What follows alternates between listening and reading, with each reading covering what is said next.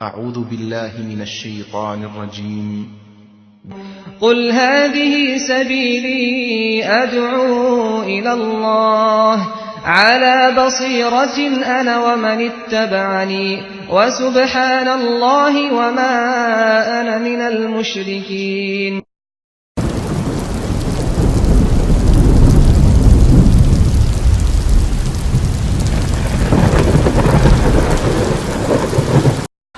إن الحمد لله نحمده ونستعينه ونستغفره ونؤمن به ونتوكل عليه ونعوذ بالله من شرور أنفسنا ومن سيئات أعمالنا من يهده الله فلا مضل له ومن يضلل فلا هادي له وأشهد أن لا إله إلا الله وحده لا شريك له وأشهد أن محمدا عبده ورسوله. اللهم صل على محمد وعلى آل محمد كما صليت على إبراهيم وعلى آل إبراهيم إنك حميد مجيد. اللهم بارك على محمد وعلى آل محمد كما باركت على إبراهيم وعلى آل إبراهيم إنك حميد مجيد.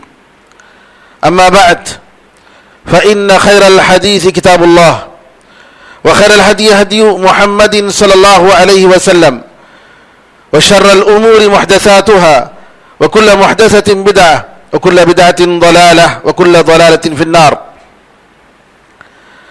تمام تعریفیں اللہ تعالیٰ کے لیے ہیں جو سارے جہاں کا خالق، مالک اور اس کا پروردگار ہے. رحمتیں اور سلامتی ہو احمد مجتبیٰ محمد مصطفیٰ محمد ابن عبداللہ پر جو سارے جہاں والوں کے لیے رحمت بنا کر بھیجے گئے. برادران اسلام، دختران ملت، میں نے اپنے ایک خطبے میں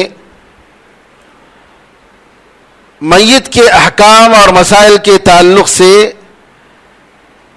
سلسلہ شروع کیا تھا، اور آج اس کا کنٹینیویشن ہے کیونکہ بہت سارے مسائل ہیں جو کئی خطبوں پر مشتمل ہیں. اس سے پہلے جو باتیں آئی تھیں اس میں یہ تھا کہ اگر کوئی مرض الموت میں ہے، ایسی بیماری جس کے بارے میں وہ یہ سمجھتا ہے کہ شاید میرے جانے والے دن یہ بالکل قریب آ چکے ہیں، تو ایسی بیماری کی حالت میں کیا کرنا چاہیے، اس کے تعلق سے بہت ساری باتیں آئی تھیں، جس میں خاص طور پر وصیت کا ذکر آیا تھا کہ میت کو مرنے سے پہلے بلکہ آدمی کو چاہیے کہ اگر کوئی خاص بات بتانا چاہتا ہے اپنی وراثت کے تعلق سے یا کوئی خاص بات دین کے تعلق سے، حدیث میں آتا ہے کہ وہ سونے سے پہلے لکھ کر تکے کے نیچے رکھ کر سوئے. وصیت کے بارے میں اتنی تاکید آئی ہے. اور آج کل کیا ہوتا ہے کہ آدمی چونکہ بڑی لمبی امیدیں ہوتی ہیں اس کی، کریں گے بعد میں کریں گے بعد میں کریں گے، کرتے کرتے جو ہے اس کی موت آ جاتی ہے اور وہ وصیت کرنے سے رہ جاتا ہے. یہ غلط بات ہے، ایسا نہیں ہونا چاہیے، خاص طور پر دین کے بارے میں. جیسا کہ میں نے اس سے پہلے بھی کئی بار بتایا ہے، یعقوب علیہ السلام نے وصیت کی، میرے بعد تم کس کی عبادت کرو گے؟ آج کا زمانہ فتنوں کا زمانہ ہے، لہذا ایسے موقع پر ایک مومن کو چاہیے وصیت کر دے کہ دیکھو تم مسلمان ہو، تمہارا دین اسلام ہے، اور اسلام پر، توحید پر، نبی کریم صلی اللہ علیہ وسلم کی سنت پر تمہیں زندہ رہنا ہے اور اسی پر تمہیں مرنا ہے. اور فتنوں کے موقع پر علماء جیسا کہتے ہیں ان کے ساتھ رہنا ہے اور ہر کس و ناکس کے پیچھے نہیں چلے جانا ہے.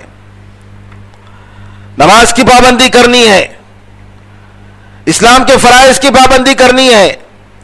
غرض جو اہم باتیں وہ بتانا چاہتا ہے وہ لکھ کر رکھ دے تاکہ اس کی وصیت اس کے بعد میں آنے والی اولاد کے لیے جی چاہے بیٹے ہوں، پوتے ہوں، نواسے ہوں، سب کے لیے ایک مشعل راہ بنے کہ ہمارے دادا نے، ہمارے پردادا نے وصیت کی، اس پر ہمیں قائم رہنا چاہیے، قرآن و حدیث کی وصیت کی، اتباع سنت کی وصیت کی۔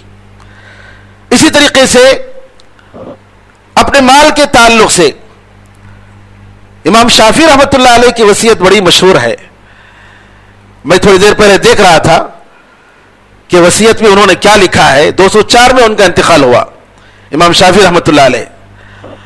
اس میں بہت سارا انہوں نے جو تقریباً 2-3 صفحے پر مشتمل ہے، جو انہوں نے وصیت لکھی ہے، وہ اپنی لونڈی، غلام اور ان کو کب آزاد کرنا چاہیے، کیا تعلق ان کو کتنا دینا چاہیے، بڑی تفصیل سے دین کے بھی انہوں نے تاکید کی ہے، لیکن اس میں بہت تفصیل کے ساتھ انہوں نے لکھا ہے کہ فلاں میرے مرنے کے بعد فلاں صاحب میری طرف سے یہ کام کریں گے، اگر مر جائیں تو وہ دوسرے کریں گے، نام کے ساتھ۔ اس طریقے سے آپس میں سلف صالحین میں تعلق تھا۔ ایک آدمی وصیت کرنے والا ہوتا، ایک دوسرا آدمی جس کو وصیت کرتے تھے، دیکھو بھائی اگر میں مر گیا تو میرے گھر کے جتنے معاملات ہیں ان کی ذمہ داری صحیح طریقے سے پورا کرنا، جی میرا کفن دفن سنت کے طریقے سے کرنا، میں آپ کو وصیت کرتا ہوں۔ اس طریقے سے وصیت کر کے جاتے تھے۔ اور اسی طریقے سے میں نے جو باتیں اس سے پہلے بتائی تھی کہ سکرات کے عالم میں میت کو، جو مرنے والا ہے، اس کو تلقین کرنا چاہیے لا الہ الا اللہ کی، اور زبردستی نہیں کرنی چاہیے۔ اور یہ بھی بتایا تھا کہ سورہ یاسین وغیرہ جو پڑھتے ہیں، نبی کریم صلی اللہ علیہ وسلم سے اس کا کوئی ثبوت نہیں ہے، صحیح حدیثوں سے یہ آیا نہیں ہے کہ تم میت کے پاس جو ہے سورہ یاسین اٹھا کر پڑھو، قرآن اٹھا کر پڑھو، ایسا نہیں ہے۔ قرآن کریم زندہ لوگوں کے لیے آیا ہے، اور قرآن کریم کو پڑھ کر ثواب کو پہنچانا، ایصال ثواب جیسا کہ کہتے ہیں، صحیح قول کے مطابق یہ ثواب نہیں پہنچتا ہے، کیونکہ جو عمل جو کرتے ہیں اس کی 3 قسمیں ہیں۔ ایک مالی عبادت، خالص مالی عبادت، یعنی صدقہ اور خیرات کرتے ہیں میت کی طرف سے، یہ پہنچتا ہے، یہ میت کو پہنچتا ہے۔ رشتہ داروں کے نام پر، والدین کے نام پر صدقہ اور خیرات کرتے ہیں، کوئی بھی کام اور مال خرچ کرتے ہیں، یہ تو پہنچتا ہے، اس میں کوئی اختلاف نہیں ہے۔ نمبر 2، مالی اور بدنی عبادت۔ مالی اور بدنی عبادت کا مطلب ہے کہ مال بھی خرچ ہو رہا ہے اور جسم کی محنت بھی ہو رہی ہے، جیسا کہ عمرہ اور حج، کہ والدہ کی طرف سے جو مر چکی ہیں یا والد کی طرف سے جو مر چکے ہیں، ان کی طرف سے بیٹا بیٹی جی عمرہ کر رہے ہیں یا حج کر رہے ہیں، تو یہ بھی ثواب پہنچتا ہے میت کو، اس میں کوئی شک نہیں ہے۔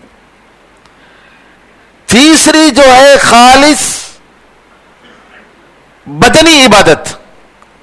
اب یہ عمرہ اور حج کا مسئلہ آیا تو کئی لوگ سوال کرتے ہیں کہ طواف کرتے ہیں میت کی طرف سے، میت کی طرف سے طواف، عمرہ اور حج نہیں ہے، طواف۔ تو علماء کہتے ہیں کہ صرف طواف کرنا میت کی طرف سے یہ نہیں، یہ مشروع نہیں ہے۔ عمرہ کر سکتے ہیں، حج کر سکتے ہیں، صرف طواف میت کی طرف سے اس کا ثبوت نہیں ہے۔ ہاں آپ طواف کریں اپنی طرف سے، اور طواف میں میت کے لیے، مرحومین کے لیے دعا کریں، یہ بالکل صحیح ہے، لیکن یہ عبادت فلاں کی طرف سے میں کر رہا ہوں، تو علماء نے کہا کہ عمرہ کر سکتے ہیں، حج کر سکتے ہیں، صرف طواف جو ہے میت کی طرف سے نہیں ہوتا ہے۔ تیسری چیز خالص بدنی عبادت، کہ آپ جو ہے 4 رکعت نماز پڑھ کر میں یہ ایصال ثواب کے طور پر میں فلاں میت کے لیے پہنچاتا ہوں، یہ نہیں ہے، یہ نہیں پہنچتا ہے، نبی کریم صلی اللہ علیہ وسلم سے اس کا ثبوت نہیں ہے۔ صحابہ کے زمانے میں، آپ کے زمانے میں لوگ مرتے تھے، اور نبی کریم صلی اللہ علیہ وسلم نے کسی کو نہیں کہا کہ تم اپنے بھائی کی طرف سے جو ہے 10 رکعت پڑھ کر جو ہے ثواب پہنچا دو، یا قرآن کریم پڑھ کر ایصال ثواب پہنچانا، اس کا بھی نبی کریم صلی اللہ علیہ وسلم سے، صحابہ اکرام رضی اللہ اجمعین سے کوئی ثبوت نہیں ہے سوائے روزہ. اگر میت پر روزہ باقی ہے، رمضان کے روزے باقی ہیں، تو ان روزوں کو ادا کرنے کی نبی کریم صلی اللہ علیہ وسلم نے حکم دیا ہے، قضا کے طور پر، اتنا ہی، نفل عبادت کے طور پر نہیں، قضا کے طور پر. یا تو روزہ رکھے ان کے طرف سے، میت کی طرف سے، یا ان کی طرف سے جو ہے کفارہ دے دے روزے دار کا. بہرحال اسی طریقے سے سکرات کے عالم میں موت ہونے کے بعد کیا کرنا چاہیے، اس کی آنکھوں کو بند کرنا چاہیے، یہ سارے مسائل آ گئے. اور اسی طریقے سے کہ مرنے کے بعد نوحہ زنی کرنا، رونا، چلانا، آنکھوں سے آنسو آ رہے ہیں تو منع نہیں ہے، یہ اللہ تعالیٰ کی طرف سے رحمت ہے، اس کو آپ روک نہیں سکتے. مسئلہ یہ ہے کہ مرنے کے بعد چلانا، تو ایسا تھا، تو چلے گا نا، تو یہ ہو گیا، ایسی باتیں، نعوذ باللہ. یا ہے کہ گریبان پھاڑ لینا، بالوں کو نوچنا، نعوذ باللہ، یہ سب جاہلیت کے کام ہیں. اور میں نے بڑے بڑے اچھے اچھے خاندانوں میں دیکھا، بہت افسوس کے ساتھ، ایک مسلمان کا گھر جہاں میت ہوتا ہے اور ایک غیر مسلم کا گھر جہاں میت ہوتا ہے، دونوں میں بڑا فرق ہوتا ہے. اسلام کا مطلب یہ ہے کہ صبر، آداب، سنجیدگی، سکون، دعا، ذکر، یہ مطلب ہے. کوئی باہر سے رشتہ دار آیا دیکھنے کے لیے، سب لوگ مل کر چلانے لگے، سب رونے لگے، پھر اس کے بعد خاموش رہتے ہیں. پھر اس کے بعد کوئی نیا رشتہ دار آتا ہے، پھر اس کے بعد سب چلاتے ہیں، وہ بھی کچھ کہتا ہے، یہ بھی. اعوذ باللہ، یہ کیا چیز ہے؟ یہ کس کا طریقہ ہے؟ یہ بالکل ہی غلط ہے. اور خاص طور پر اگر میت سے کہا جائے اب میں کیا کروں، تو چلے گیا، تو ایسا ہو گیا، میں کیا کروں، میرے لیے سہارا کون ہے؟ بعض روایت میں آتا ہے کہ میت اگر ایسی چیزوں سے راضی ہو تو تکلیف ہوتی ہے، میت کو عذاب دیا جاتا ہے. حدیث جو آتی ہے المیت یعذب ببکاء اہلہ علیہ، کہ رشتہ دار اگر روتے ہیں، چلا چلا کر بولتے ہیں، اور اگر میت اس سے راضی ہے، جیسے جاہلیت کا زمانہ تھا، تو اس سے میت کو عذاب ہوتا ہے. اگر وہ راضی نہیں تھا تو الحمدللہ وہ مسئول ذمہ دار نہیں ہے. ورنہ جاہلیت کے زمانے میں باقاعدہ لوگ وصیت کر کے مرتے تھے کہ میں مر جاؤں تو خوب رونا، ایسا رونا کہ لوگوں کو جو ہے لوگوں میں مشہور ہو جائے، بلکہ اس کے لیے رونے والے کو پیسے دے کر کرائے پر خریدتے تھے. یہاں تک ایک مرتبہ عمر رضی اللہ تعالیٰ عنہ نے دیکھا کہ جو ہے ایک ناحیہ عورت ہے، نوحہ زنی کرنے والی. اب وہ نبی کریم عمر رضی اللہ تعالیٰ نے دیکھا تو چھڑی لے کر مارا، اتنا مارا کہ جو اس کی اوڑھنی نیچے گر گئی. لوگوں نے کہا یہ جو ہے ارے اس کا پردہ گر گیا ہے، اوڑھنی گر گئی ہے. کہا ایسی عورت کے لیے حرمت بھی نہیں ہے، پردہ بھی نہیں ہے. یہ عورت تمہارے پیسے پر رو رہی ہے، تمہارے میت پر نہیں رو رہی ہے، اس کو پیسے چاہیے، وہ تو کرائے کے لیے رو رہی ہے. تو نعوذ باللہ. تو بہرحال کہنے کا مطلب یہ ہے کہ یہ سب جاہلیت کی چیزیں ہیں. ایک مومن ایمان کے ساتھ اللہ پر بھروسہ کرتے ہوئے صبر کرتا ہے. تکلیف ہوتی ہے، ضرور تکلیف ہوتی ہے، لیکن جیسا کہ نبی کریم صلی اللہ علیہ وسلم نے فرمایا الصبر عند الصدمۃ الاولى، کہ جب سب سے پہلا جب مار پڑتا ہے، تکلیف جب ہوتی ہے، تب اس وقت صبر کرنا چاہیے. یہی اصل کمال ہے. بعد میں جاتے زمانہ جاتے جاتے انسان بھول جاتا ہے، جی معمول ہو جاتا ہے اس پر، اور وہ بھول جاتا ہے تو خود بخود چیزیں جو ہے معمول ہو جاتی ہیں، صبر کا عادی بن جاتا ہے. لیکن جب مار پڑتی ہے، تکلیف ہوتی ہے، اس وقت صبر کرنا یہ اصل میں کمال ہے. نبی کریم صلی اللہ علیہ وسلم ایک مرتبہ ایک عورت پر گزرے، اس کے بچے کی خبر پر بیٹھ کر رو رہی تھی. نبی کریم صلی اللہ علیہ وسلم نے کہا کہ اللہ سے ڈرو، صبر کرو. نبی کریم صلی اللہ علیہ وسلم وصیت کی تو عورت کو جو ہے معلوم نہیں تھا کہ بولنے والے نبی کریم صلی اللہ علیہ وسلم ہیں. اس عورت نے کہا ارے جاؤ بھائی، تم نے کیا معلوم ہے مجھے کیا مصیبت آئی ہے، تم تمہیں کیا معلوم ہے مجھے کیا مصیبت آئی ہے؟ مجھے معلوم ہے کتنی بڑی تکلیف میں مبتلا ہوں، میرا لخت جگر مر گیا ہے۔ تو لوگوں نے کہا کہ تم جسے بول رہی ہو یہ نبی کریم صلی اللہ علیہ وسلم ہے، آداب ہونا چاہیے، اخلاق ہونا چاہیے، کس طریقے سے تم بات کر رہے ہو؟ نبی کریم صلی اللہ علیہ وسلم گزر گئے تھے، وہ عورت پیچھے گئی، کہا اللہ کے رسول معاف کیجئے، مجھے نہیں پتا تھا کہ آپ اللہ کے رسول ہیں، آپ کہہ رہے ہیں، معاف کر دیجئے۔ نبی کریم صلی اللہ علیہ وسلم نے فرمایا انما الصبر عند الصدمة الاولى، صبر تو اس وقت جب پہلی مرتبہ انسان کو تکلیف ہوتی ہے، جو صبر کرتے ہیں اصل میں وہی صبر ہے۔ اور یہ بھی بتایا گیا تھا کہ اعلان وغیرہ کرنا یہ بھی جائز نہیں ہے، ہاں البتہ بورڈ پر لکھ کر لگاتے ہیں تاکہ جنازے کی نماز میں لوگ شرکت کریں، جیسا کہ عام طور پر آج کل مسجد میں ہوتا ہے، یا میسج کے ذریعے بھیج دیتے ہیں، تو اس میں کوئی حرج نہیں ہے۔ پھر اس کے بعد میں نے یہ بھی بتایا تھا کہ جو ہے میت صرف اللہ کے راستے میں مرنا یہ خود شہید نہیں ہے، اس کے علاوہ بہت سارے نبی کریم صاحب نے فرمایا ہے جس میں خاص طور پر بعض بیماریاں ہیں، تو ان سب کا میں نے ذکر کیا تھا۔ اب آئیے میت کو غسل دینے کے تعلق سے، اور یہ مسائل ہمیں معلوم ہونا چاہیے میرے بھائیوں، پریکٹیکل طور پر ہمیں سیکھنا چاہیے میت کو غسل کیسے دیا جاتا ہے، کیونکہ کبھی کبھی ایسے غسل دینے کے لیے ایسے لوگوں کو لایا جاتا ہے جو 5 وقت کی نماز بھی نہیں پڑھتے، وہ ان کا پیشہ ہے اور وہ لوگ کرتے ہیں، اور انہی کے ذریعے اپنے نمازی اور نیک آدمی کی میت کو ہم غسل دیتے ہیں۔ مردوں کو چاہیے سیکھیں، عورتوں کو چاہیے سیکھیں، ورکشاپ رکھا جائے باقاعدہ، تاکہ لوگوں کو معلوم ہو کہ میت کو کیسے غسل دیا جاتا ہے۔ اپنے رشتہ داروں کو غسل دینے کے لیے ہم سے بہتر کون ہو سکتا ہے؟ تو لہٰذا یہ طریقہ سیکھ لیجئے گا، اور انشاءاللہ ورکشاپ بھی رکھنے کا ہمارا پلان ہے یہاں پر۔ تو سب سے پہلے میت جب مر جائے تو اس کے غسل کا اہتمام کرنا چاہیے، اور غسل میں ان ساری باتوں کا لحاظ کرنا چاہیے۔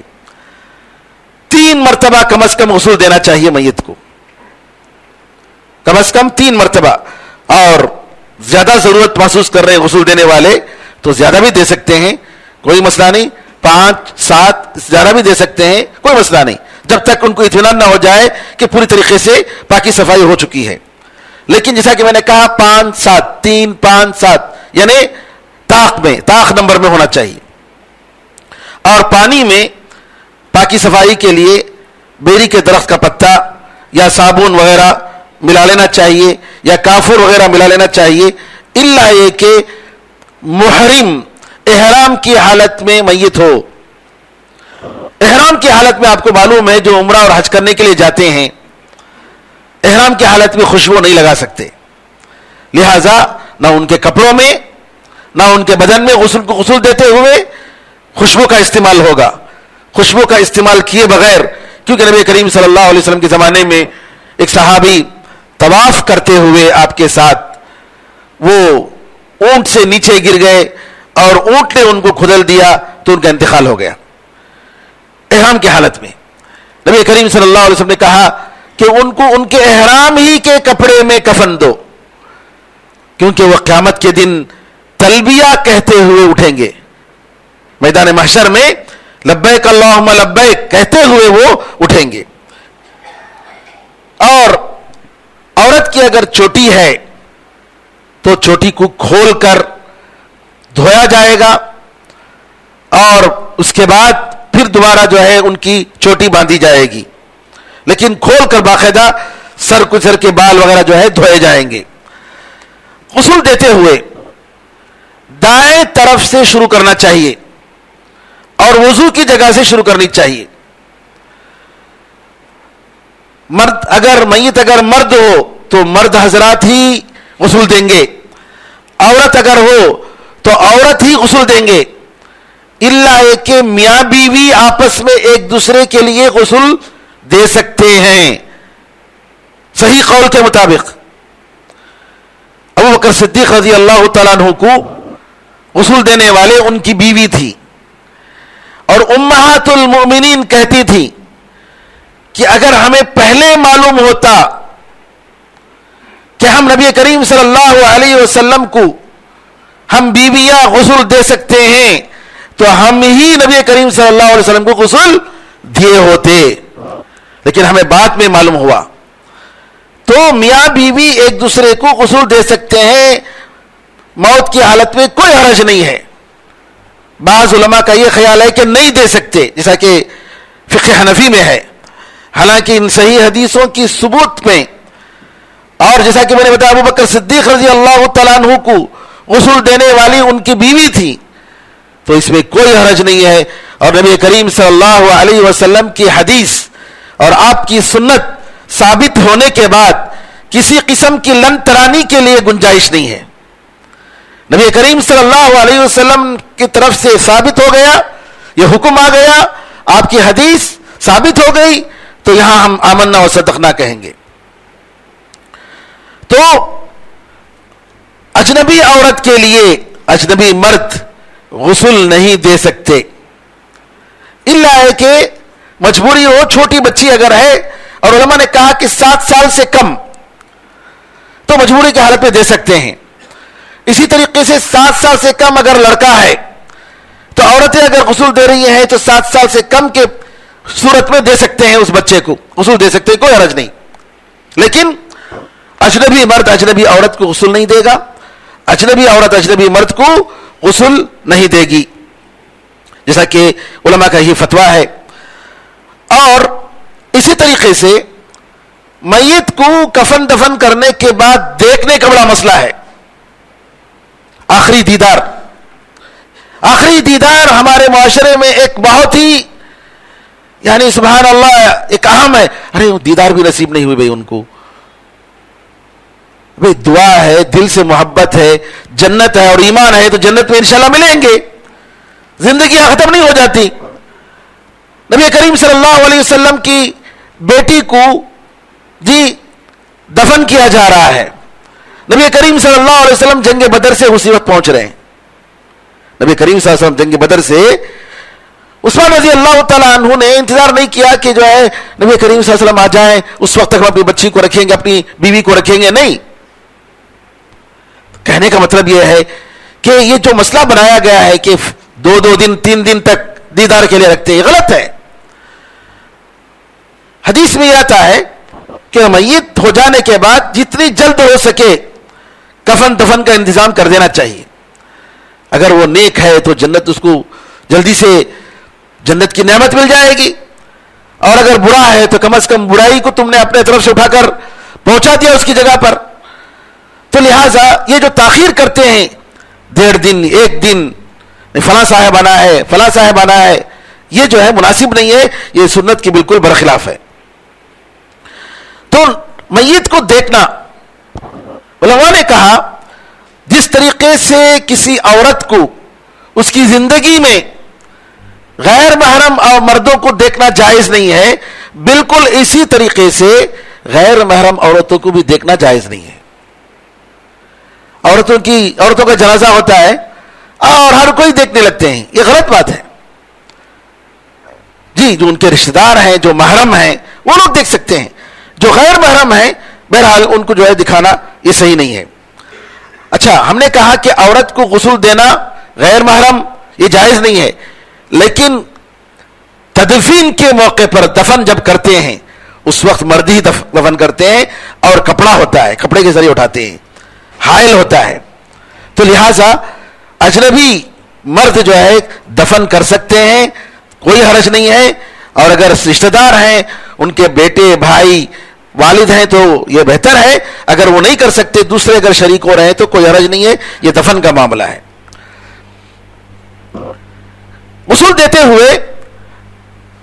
غسل دینے سے پہلے، کپڑا نکالنے سے پہلے ایک یعنی کپڑا سطر کی جگہ پر پہلے میت کو چھپا دیں، پھر اس کے بعد کپڑے کو کاٹ کر نکال دیں اور دوسرا کپڑا سادہ سا کپڑا جو ہے اوپر ڈال دیں۔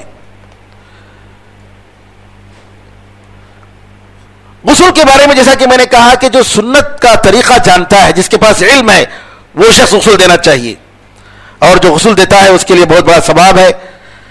دو شرطوں پر. ایک تو یہ ہے کہ اگر کوئی وہ عیب دیکھتا ہے تو عیب کو چھپانا چاہیے. اس کے بارے میں میت میں کوئی عیب دیکھتا ہے, ایسی تھی لاش, ایسے تھا, وہ فلاں چیز نکل رہے تھے, نعوذ باللہ, ایسی ساری چیزیں جو ہے نہیں بتانا چاہیے, عیب کو چھپانا چاہیے, اور ثواب کا ارادہ رکھنا چاہیے تاکہ اللہ تعالیٰ اس کے ذریعے ثواب دے. جو غسل دیتے ہیں ان کے لیے مستحب یہ ہے کہ وہ خود غسل کریں, واجب نہیں ہے. ابوبکر صدیق رضی اللہ تعالیٰ عنہ کو جب غسل دیا جا رہا تھا تو سردی کا موسم تھا, تو ان کی بیوی غسل دینے کے بعد انہوں نے صحابہ سے پوچھا کیا غسل کرنا میرے لیے فرض ہے؟ سردی ہے, ٹھنڈا پانی ہے, گرم نہیں ہے, کیا کروں؟ تو صحابہ نے کہا کہ وضو کر لو, کافی ہے. اور جو شہید میدان جنگ میں جو مر جاتا ہے اس کو غسل نہیں دیا جاتا ہے, بلکہ جو ہے اس کو ایسے ہی دفن کیا جاتا ہے. چونکہ وقت ختم ہو رہا ہے, تفصیل سے انشاءاللہ ترتیب کے ساتھ کہ غسل کا طریقہ, میت کے غسل کا طریقہ کیا ہے, انشاءاللہ آئندہ خطبے میں ہم مزید تفصیل کے ساتھ بتائیں گے. اللہ سے دعا ہے کہ اللہ تعالی ہم سب کو دین حق کو سیکھنے, سمجھنے اور اللہ تعالیٰ کے لیے اس پر عمل کرنے کی ہمیں توفیق عطا فرمائے. نبی کریم صلی اللہ علیہ وسلم کی سنت کو اپنی زندگی میں اپنانے کی توفیق عطا فرمائے. ہماری زندگی بھی آپ کی سنت کے مطابق ہو اور ہماری موت بھی آپ کی سنت کے مطابق ہو. آمین ارحم الراحمین. الحمدللہ رب العالمین وصلی اللہ وسلم علی نبینا محمد وعلی آلہ وصحبہ اجمعین.